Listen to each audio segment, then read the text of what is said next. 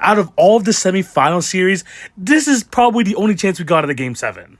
By the way, I'm sorry I've been able to post about this series. I've been like out of the city and all that, and haven't been able to log into the series. But to be honest, even from the times I did watch, this has been the most entertaining series of the playoffs. And like I said off the top, this is probably the best chance we have at a series going to 7 games.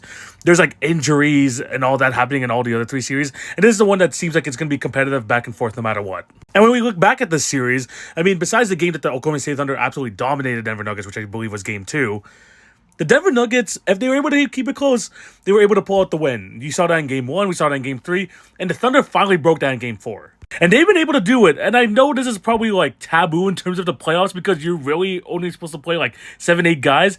But the Thunder having this deep of a roster, being able to throw in guys like a Cason Wallace who played so well in the last game, being able to throw in Alex Caruso who's had big games in the series over some of their starters, has been probably the key to unlocking them, playing well late and also just being able to be tied up in the series. Because the Nuggets have been getting that from Nikola Jokic, especially early on in the series. Jamal Murray, Aaron Gordon has been big late, Christian Brown, and Russell Westbrook.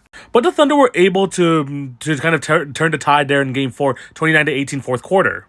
I think now that they got the monkey off their back, they feel confident going further on to the series, especially now this game being at home. I think there's a good chance that this becomes a 3-2 series.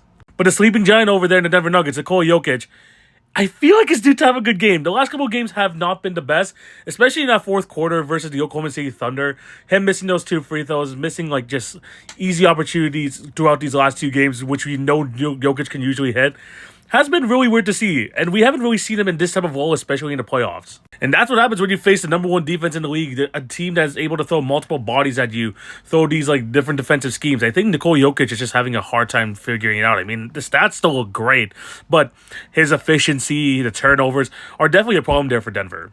And I know the Nuggets won Game 3 with Jokic not being at his best. Jokic basically said that, I was one of the worst players on the court and we were still able to get the win.